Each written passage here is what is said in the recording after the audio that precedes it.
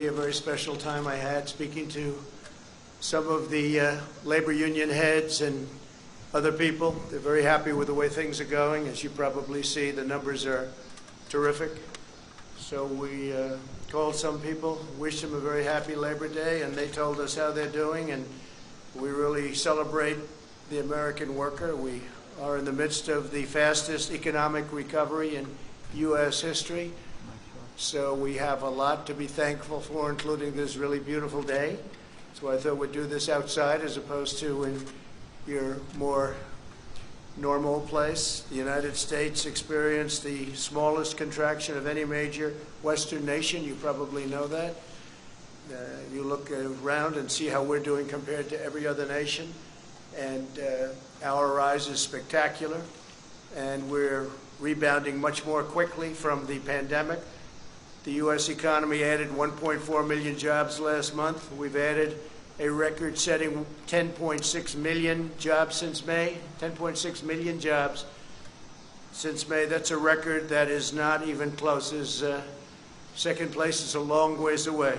In July, the Congressional Budget Office was projecting unemployment over 10.5% through the end of 2020. So they thought 2020, and maybe it would be a lot longer than that. Some projections where you'd go through the entire year, and that includes a lot of months in the following year, 2021. And instead, the unemployment rate plunged, really to the surprise of many, all the way down to 8.4% in August.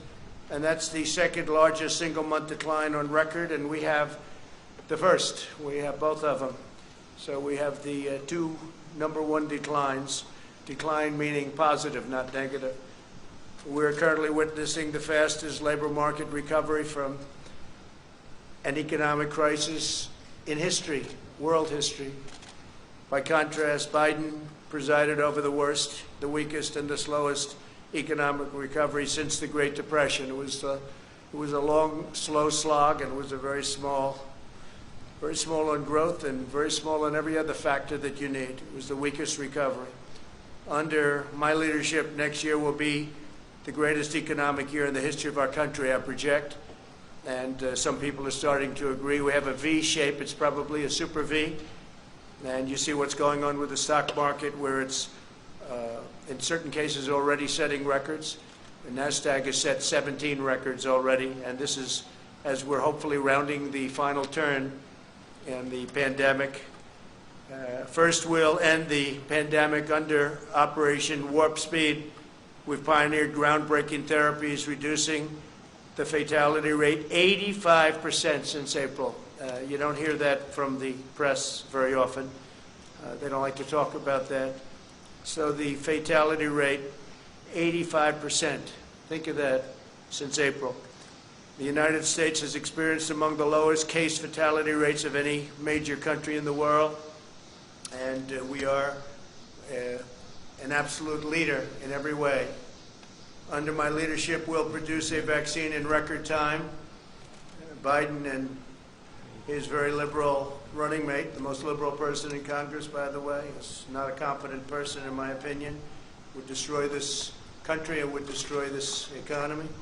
Should immediately apologize for the reckless anti-vaccine rhetoric that they are talking right now, talking about endangering lives, and it undermines science. And what's happening is all of a sudden you'll have this incredible vaccine, and because of that fake rhetoric, it's a political rhetoric, that's all it is, just for politics, because now they see we've done an incredible job, and in speed like nobody's ever seen before. This could have taken 2 or 3 years. And instead, it's going to be done in a very short period of time. Could even have it during the month of October. So, contrary to all of the lies, the vaccine, that they're politicalized. They'll say anything, and it's so dangerous for our country what they say. But the vaccine will be very safe and very effective, and it'll be delivered very soon. You could have a very big surprise coming up. I'm sure you'll be very happy, but the people will be happy. The people of the world will be happy. Next, we'll return to unprecedented prosperity through our pro-American policies. We'll pass new tax cuts to boost take-home pay. We're going to be cutting taxes very substantially. We get it back through growth. We had tremendous growth until we got hit with the China virus. We'll continue our historic regulatory reduction campaign. We've, as you know, in 3.5 years, we've cut more regulations than any other administration, no matter how long, no matter what period of time you're talking about. We'll enact fair trade deals, and we're working on 7 major fair trade deals right now. And when I say fair, fair to our country, because our country was ripped off by every nation. Friend, foe, didn't matter. Every nation was ripping us off at a level that it's just unbelievable, to be honest.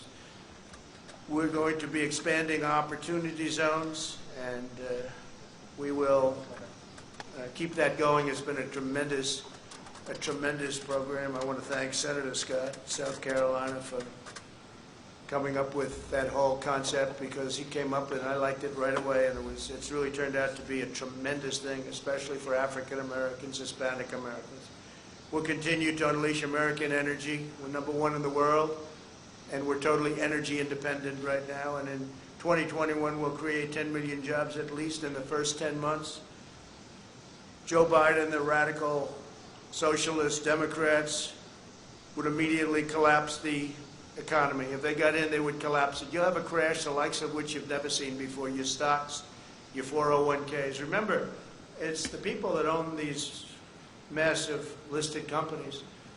A lot of people, rich people, not so rich people, and middle-income people, and those stocks will crash like you've never seen before. The Biden plan begins with a $4 trillion tax hike, and that will end everything, including growth. There won't be growth. There'll be total contraction.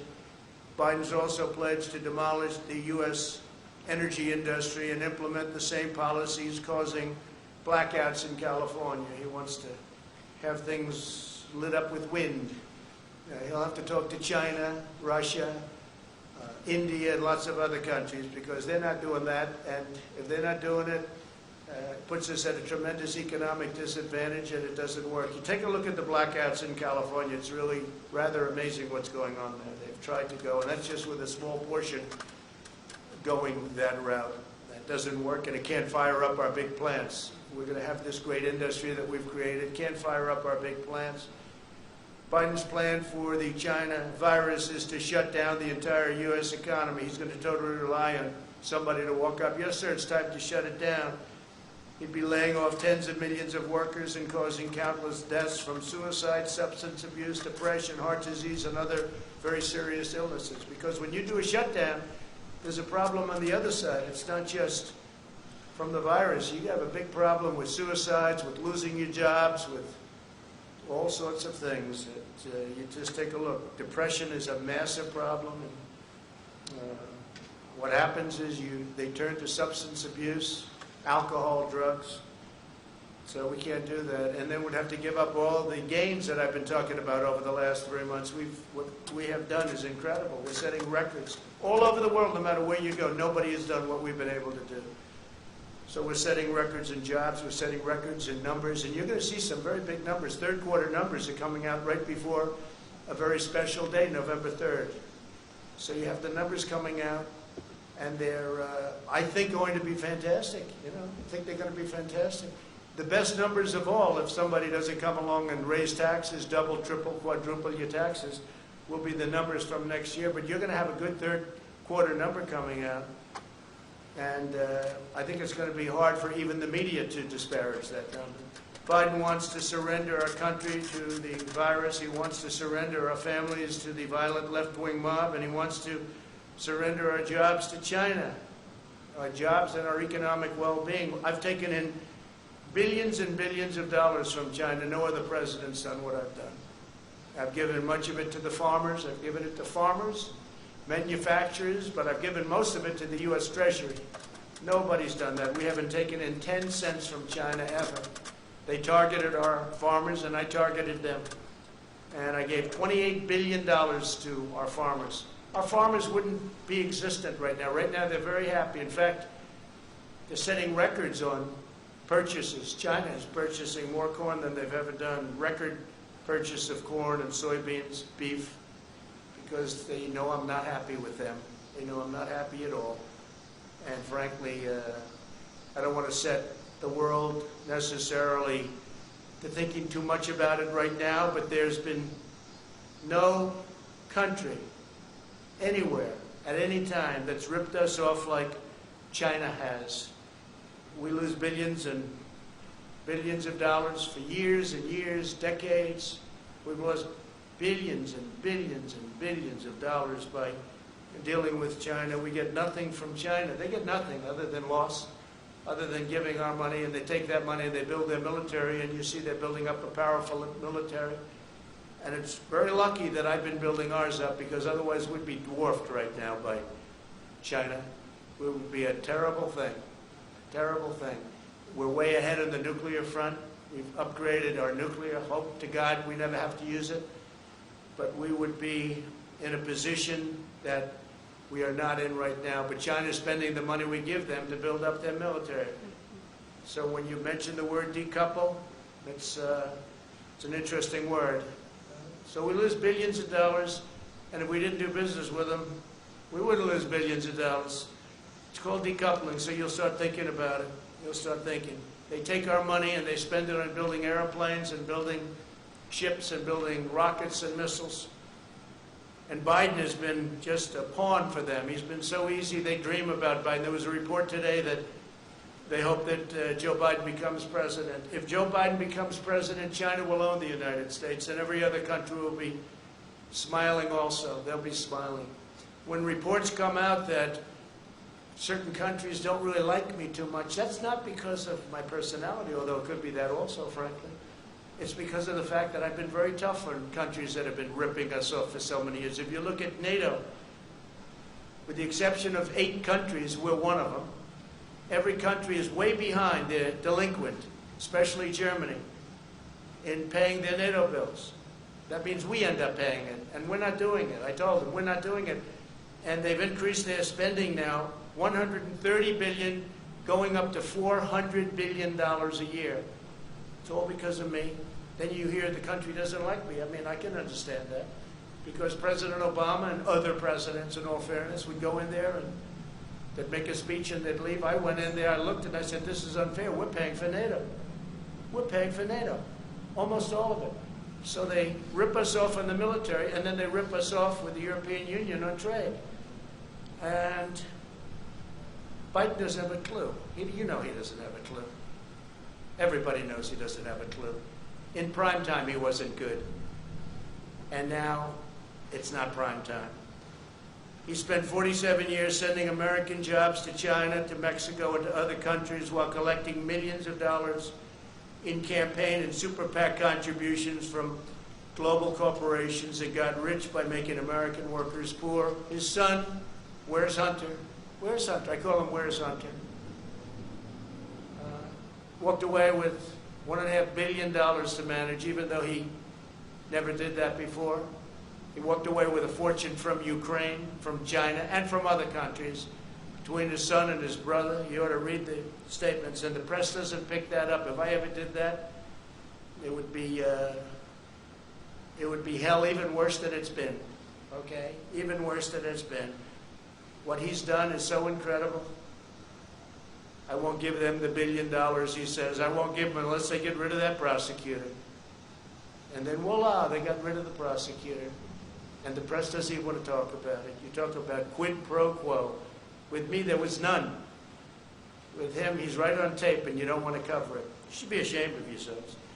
The press should be ashamed of themselves. But Biden shipped away our jobs, threw open our borders, and sent our youth to fight in these crazy, endless wars. And it's one of the reasons the military, I'm not saying the military is in love with me, the soldiers are. The top people in the Pentagon probably aren't, because they want to do nothing but fight wars so that all of those wonderful companies that make the bombs and make the planes and make everything else stay happy. But we're getting out of the endless wars. You know how we're doing. We defeated 100% of the ISIS caliphate. 100%. When I came in, it was a mess. It was all over. They have it in a certain color, all ISIS. A year later, I said, where is it? It's all gone, sir. because of you. It's all gone because of my philosophy, but all gone. I said, that's good. Let's bring our soldiers back home. Some people don't like to come home. Some people like to continue to spend money. One cold-hearted globalist betrayal after another, and that's what it was. Biden supported NAFTA. He supported China's entry into the World Trade Organization. Two disasters, the most disastrous trade deals in history, both of them. I can't tell you which was worse. They were both terrible. And as you know, I ended it, and I ended NAFTA. And we're looking at the World Trade Organization. They've become much better, I will say that.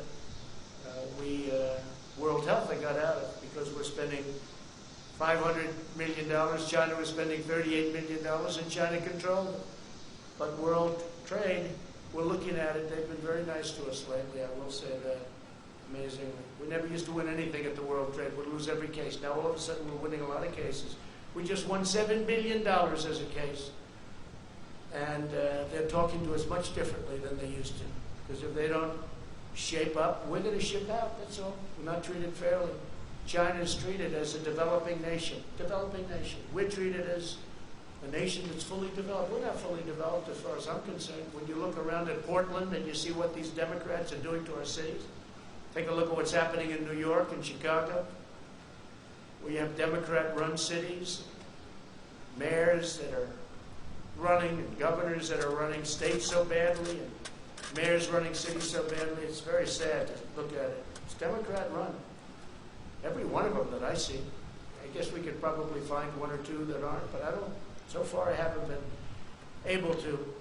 If you look at Biden, he supported TPP, Trans-Pacific Partnership, which would have been a disaster, would have destroyed our automobile business. By the way, many plants are being built right now, auto plants in Michigan, just like I said.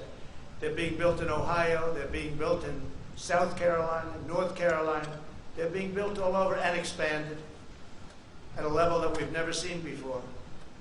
Because I said to Japan, Germany, and others, sorry, you got to come here and build plants, otherwise we're going to have to make it very tough on you with tariffs. And we got out of the horrible Paris Climate Accord that he'll go back into because, it sounds wonderful. It's a disaster for this country. They've basically taken away your wealth, the Paris Climate Accord. And the other countries don't have to adhere to it. China doesn't kick in until 2030. They don't have to do anything until 2030. We had very high standards. We would have had it closed under some scenarios. 25% of our businesses in order to qualify under this ridiculous Paris Climate Accord.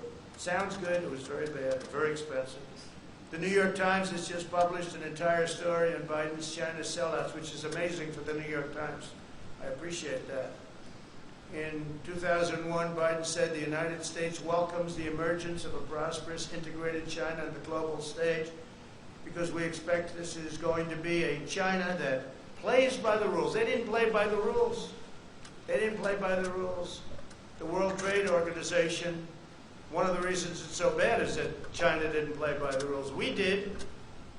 We did, but their rules were easier because they're considered a developing nation. So they had a much lower standard. But even that, they didn't play by the rules. That's when they became a rocket ship. They were flatlined for years and years and years. Then they joined the World Trade Organization. And frankly, they cheated. Okay, they cheated, I'll say it. What difference does it make? I feel much differently. I feel I've made a great trade deal with China, great. And they're buying. You know why they're buying? Because they know I'm not happy. That's why they're buying. And I talk about it because today is Labor Day. And it's a good time to talk about when we're being ripped off by countries, but nobody's even close to China. Biden cheered China's rise as a great power because great powers adhere to international norms in the areas of non-proliferation, human rights, and trade. Well, they didn't. They took advantage of stupid people. Stupid people. And Biden's a stupid person. You know that. You're not going to write it, but you know that. The cost of Biden's economic treachery was 60,000 shuttered American factories, and I hear this morning the real number is probably 70,000. 70,000 shuttered American factories, and he's talking about how wonderful it is with China. No, China's been very bad, on top of which we had the China plague sent to us, and other viruses. near this area, but the swine. We had other viruses sent in over the years that came from China. I wonder why. If Biden wins, China wins because China will own this country.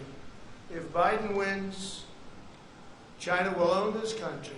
And hopefully you're not going to be able to find that out. It's the most important election in our history right now. Most important election in our history. Under my administration, we will make America into the manufacturing superpower of the world, and we'll end our reliance on China once and for all. Whether it's decoupling or putting in massive tariffs like I've been doing already, we're going to end our reliance on China because we can't rely on China. And I don't want them building a military like they're building right now. They're using our money to build it. We'll manufacture our critical medical supplies in the United States. We'll create Made in America tax credits and bring our jobs back from China to the United States, and we'll impose tariffs on companies that desert America to create jobs in China and other countries. If they can't do it here, then let them pay a big tax to build it someplace else and send it into our country. We'll prohibit federal contracts from companies that outsource to China, and we'll hold China accountable for allowing the virus to spread around the world. Now you can understand why China would much rather see Sleepy Joe than Donald Trump. But as long as I'm president, we will never waver in our undying loyalty to the American worker and to our country as a whole. So, happy Labor Day, everybody. Yeah, go ahead. The issue of what happened when you were in France continues to be a story. You're going to have to take that off, please. You can take it off. How many feet are you away? I'll speak a lot louder. Well, if you don't take it off, you're very muffled. So if you would take it off, it would be a lot easier. I'll just speak a lot louder. Is that better? It's better, yeah. It's better. Mr. President, some people are having a hard time believing your denial of the Atlantic story because of what you said about John McCain in the past. Do you understand that? And have you asked John No, I don't understand. And have you asked John Kelly to refute that story? No, I don't understand it at all, no, because I've always been on the opposite side of John McCain. John McCain liked wars. I will be a better warrior than anybody, but when we fight a war, we're going to win them. And frankly, I was never a fan of John McCain. You know that. It's been very obvious. But I had to approve his entire funeral. I wanted him to get. He deserved a first class. You know, it all was approved by me. We sent Air Force One to pick up the casket, a lot of things. But no, I was not a fan of John McCain because he wanted the endless wars. And I didn't. I thought that the way the vets were taken care of, our great vets, was not good, not appropriate. And of course, he took the fake dirty dossier and gave it over to the FBI. So this is not somebody I'm not supposed to say, what a wonderful guy. So, you know what? I lived with him. He lived with me, but we had different philosophies. I think my philosophy is right. I think it's turned out to be right. But I wasn't a fan. But I respect people, and I respect a lot of people. That doesn't mean I necessarily have to agree with him, and I didn't agree with him on a lot of things. The story is a hoax written by a guy who's got a tremendously bad history. The magazine itself, which I don't read, but I hear it's just totally anti-Trump. He's a big Obama person. He's a big Clinton person. And he made up the story. It's a totally made-up story. In fact, I was very happy to see Zach Fuentes came out and said, now I think that's number 15. And these are people that were there. That's the 15th person, General Kellogg. Everybody that was there knew what happened. And so I was happy to see that Zach came out and said it's not true. It just came out. And it's a disgrace. Who would say a thing like that? Only an animal would say a thing like that. There's nobody that has more respect for not only our military, but for people that gave their lives in the military. There's nobody, and I think John Kelly knows that. I think he would know that. I think he knows that from me. But Zach Fuentes says, worked for John. And I think they both know that. But Zach came out, as you know, today or yesterday, last night, and said very strongly that he didn't hear anything like that. Even John Bolton came out and said that was untrue. Now, what was true is that we had the worst weather. I think it was as bad a rain as I've just about ever seen. And it was a fog. You literally couldn't see. I walked out. I didn't need somebody to tell me. I walked out, I said, there's no way we can take helicopters in this. I understand helicopters very well. And they said, no, sir, that's been canceled. They would have had to go, Secret Service, I have the whole list. They would have had to go through a very, very busy section during the day of Paris. They would have had to go through the city. The Paris police were asking us, please don't do it, because they're not ready. When you do that, you need a lot of time. They take days and days and days to prepare for that. I wanted to do it very badly. I was willing to sit in a car for 2 hours, 3 hours, 4 hours. I didn't care. It didn't matter. And I had nothing else to do. I went there for that. I had nothing else to do.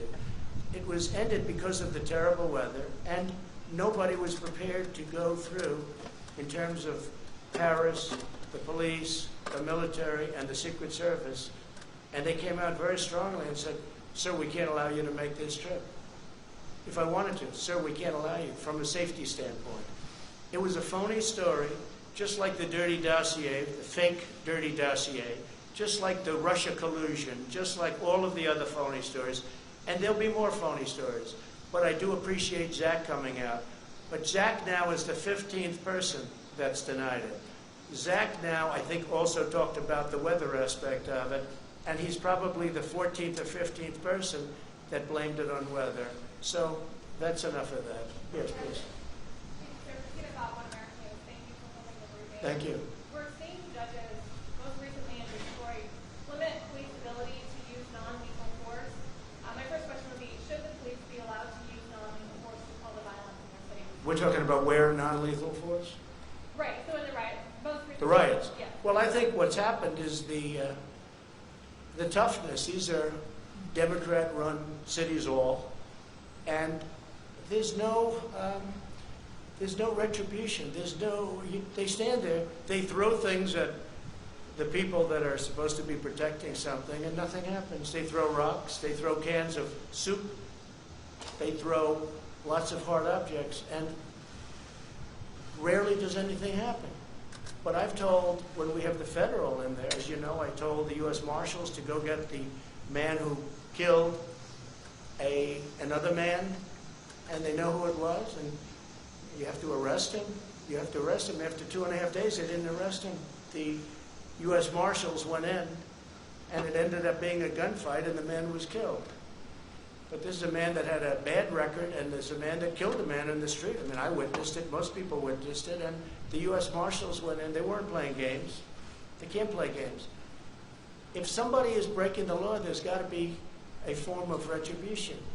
I watch so often when I watch some of the areas that we're talking about. Now we have Rochester. That's, again, Democrat governor, Democrat mayor, all Democrats, every one of them. And it always will be.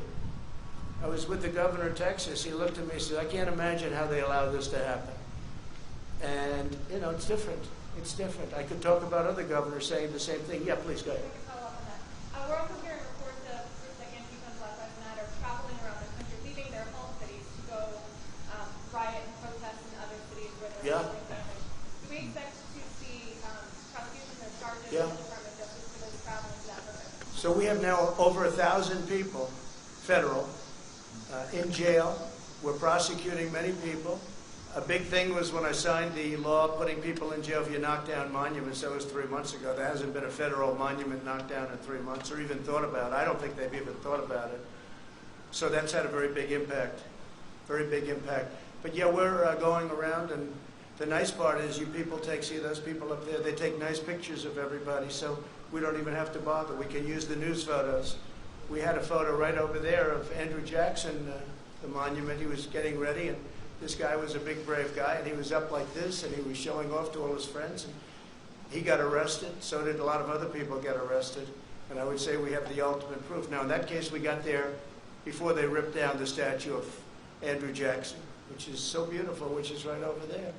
But they never got it. But right after that, I signed an order saying you go to prison for 10 years. And as soon as I signed that order, that was the end of the statues coming down. But they have other ideas. They've got plenty of ideas. They're not at want for ideas. Please, go ahead. Mr. Spun, David Spun from Fox News. Mr. President, thank you for taking my question. Sir, you talked a lot about the economy and touted the economy. 3 weeks ago in Bedminster, I asked you specifically why you have not called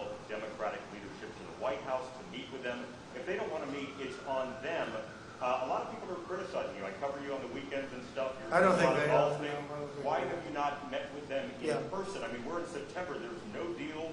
There's no hope of a deal. We're 2 months out from the election. Don't say there's no hope. Why do you say there's no What hope? can you say to What do those- you know? Well, what can you say? It What do doesn't- you know? It doesn't seem like. And let me just tell you, I know my customers, that's what I do. I know Pelosi, I know Schumer very well. They don't want to make a deal because they think it's good for politics if they don't make a deal. This has nothing to do with anything other than you have to know who you're dealing with. I do. These are people that I don't have a lot of respect. I don't think they have a lot of respect for the American people. And I know who I'm dealing with. And I don't need to meet with them to be turned down. They don't want to make a deal because they know that's good for the economy. And if they make a deal that's good for the economy, and therefore it's good for me for the election in November 3rd, and therefore they're not going to make a deal. Now, if we gave the store away, if we bailed out all of their Democrat-run cities, where we give them $1 trillion, which is the kind of money they want $1 trillion to bail out badly run Democrat cities and states, whether it's New York or Illinois or others, they want to bail them out. And we're saying, well, we're not going to pay that kind of a price in order to bail the city. We'll do something to help cities, but that's going to have to rest on its own. And why didn't you do this at the beginning? Because they could have done it at the beginning. So I know who I'm dealing with. And I'm on the phone with Mnuchin and with Meadows and with all of these people constantly, while they're there. But I also know when it's time to meet with people. I've done very well with deals, okay? That's what I do. And I know when it's time to meet. But I don't have to meet them in order to be turned down and in order for them to walk out to the sticks, which is the microphones, and give you people a false report of what just took place in the Oval Office. So they don't want to make a deal because they think that if the country does as badly as possible, even though a lot of people are being hurt, that's good for the Democrats. But, David, that's a bad thing. Yeah, please go But as ahead. president, shouldn't you take the high road, sir? I am taking the high road. I'm taking the high road by not seeing them. That's the high road. Yeah. As President David And if I thought it made a difference or would make a difference, I'd do it in a minute. Yeah, go ahead. David Jackson, USA Today. My question is about the Durham report, which you have talked about recently.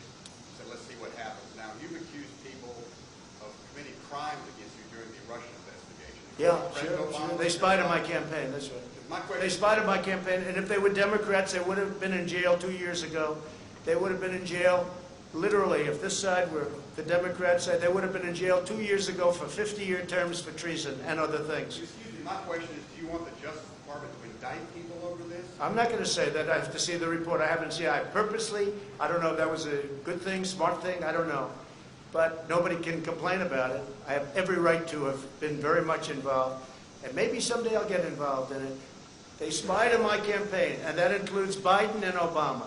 They spied on my campaign trying to defeat me.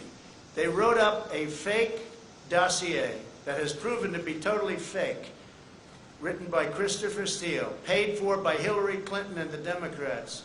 And they used that illegally in the FISA courts. If we did what they did, you would have many people in jail right now. And you have, other than the one agent that admitted his guilt, that he forged documents, we don't have that yet. But the report hasn't been issued yet. Let's see what happens. But let me just say something. President Obama and Biden, Sleepy Joe, he knew everything that was happening. They were spying on my campaign and they got caught. Now let's see what happens. But if this were the opposite way, people would have been jailed. They would have been in jail already for a period of at least, it would have started 2 years ago, and it would have been for 50 years for treason. Because you can't do that. That's never, and nothing like that's ever happened before. Then they created, at tremendous expense, the money they paid is tremendous. I'm sure you know the money that was paid. Millions of dollars. They created a fake dossier. A fake dossier, proven to be now fake. Everyone, and they used it in the FISA courts. That's a crime. So far, I haven't seen anybody have a problem, but the report hasn't been issued yet. Let's see what happens with the Durham report. But this started at Obama. And some people would say, and some people go, well, but he was the president, like, let's leave him alone. If it were me, they wouldn't be leaving me alone, I can tell you. It's a totally double standard, and it's a disgrace. And if I were a Republican senator, and if I were a Republican congressman, and we have some great ones, but we have a lot of them that don't fight the way that the other side fights.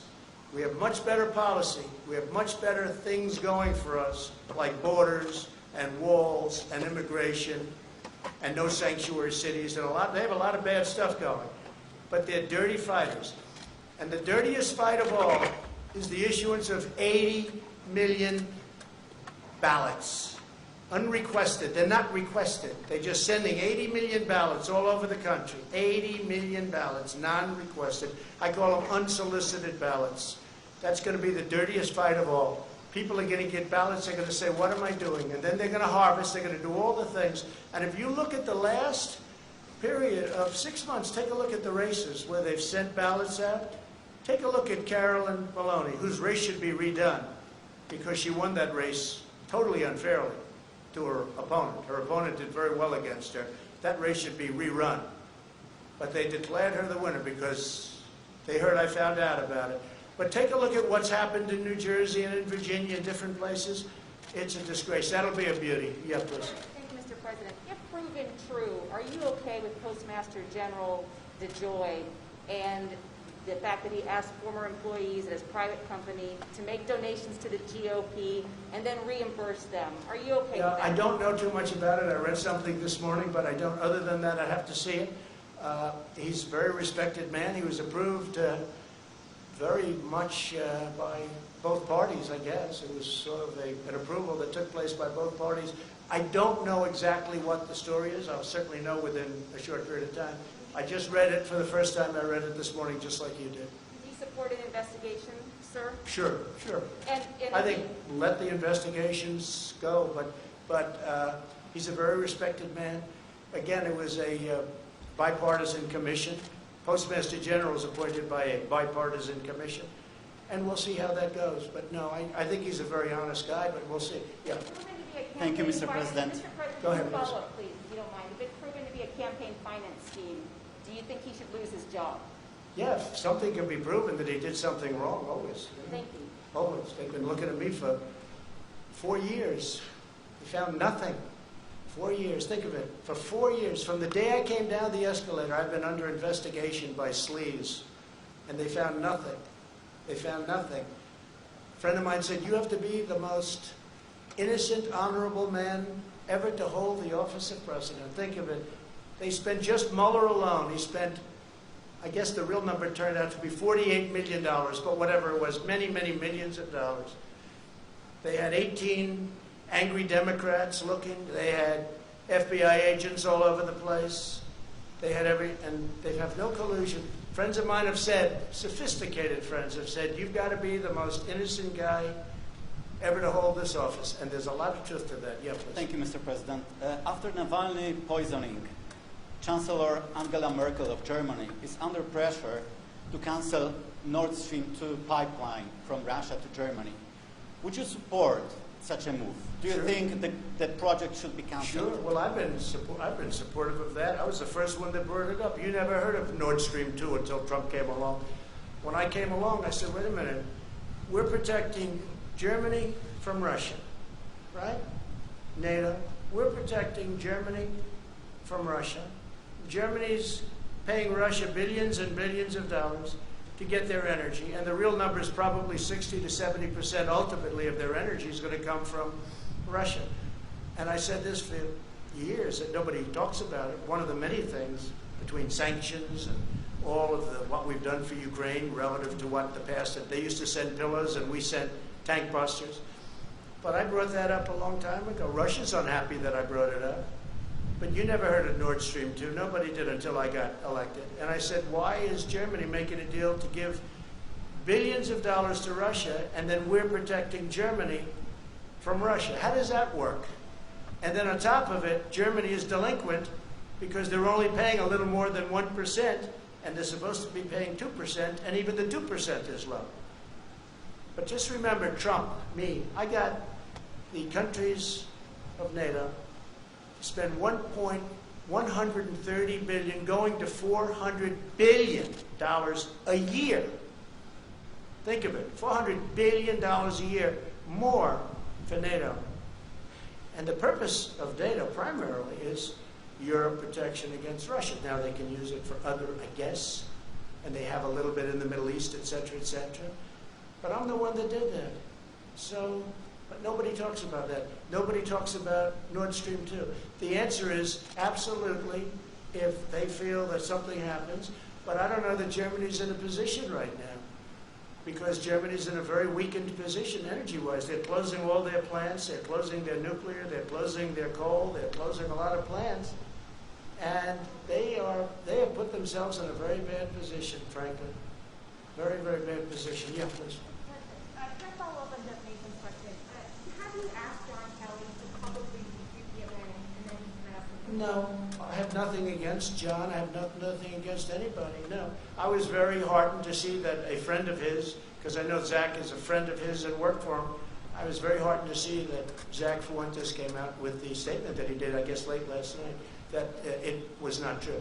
Can I ask another question? Mr. President, what exactly is un-American about federal government training programs that are aimed at improving inclusivity? Well, we're going to do a report. Yeah, I fired those people. They're all gone.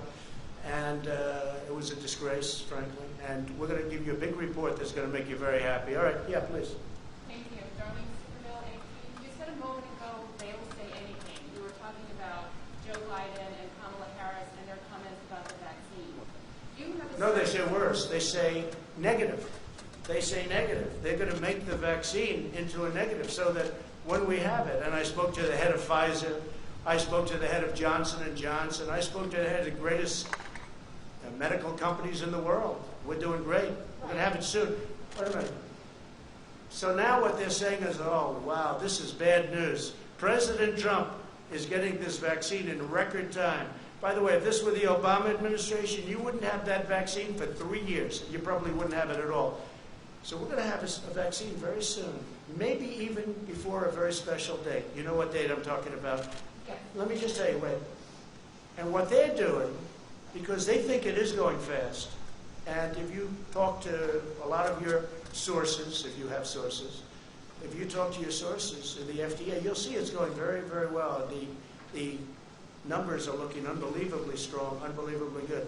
So now they're saying, wow, Trump's pulled this off. Okay, let's disparage the vaccine. That's so bad for this country. That's so bad for the world to even say that. And that's what they're saying it. But I watched Kamala's poll numbers drop from 15 to almost 0, and then drop out even before she ran in Iowa because people didn't like her. And I understand why.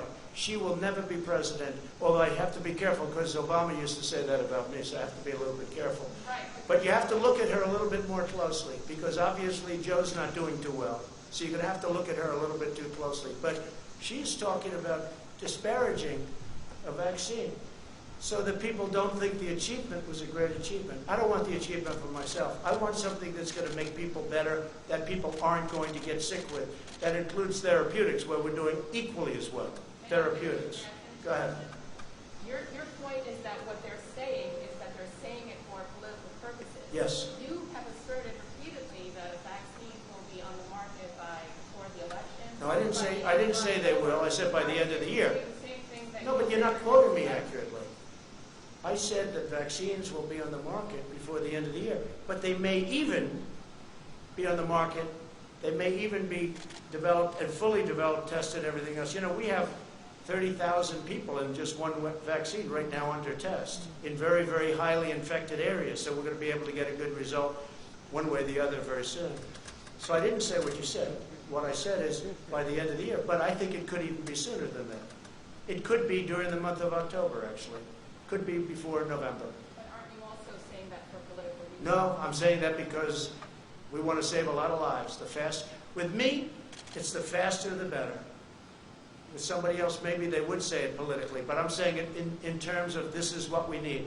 We have to have, if we get the vaccine early, that's a great thing, whether it's politics or not. Now, do benefits inure if you're able to get something years ahead of schedule? I guess maybe they do.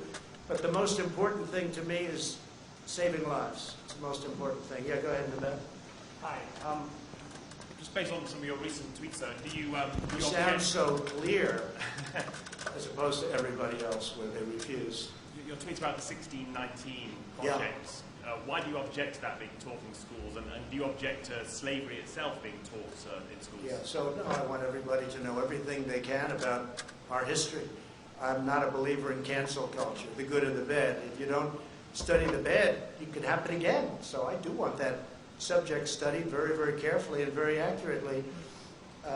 But we grew up with a certain history, and now they're trying to change our history, revisionist history. That's why they want to take down our monuments. That's why they want to take down our statues. I saw something the other day which was absolutely horrendous. Washington Monument, they want to rename it. The D.C. committee, but the D.C. committee is all Democrats. Abraham Lincoln, Thomas Jefferson. I mean, we're talking about, this is the big stuff now. This is the big stuff.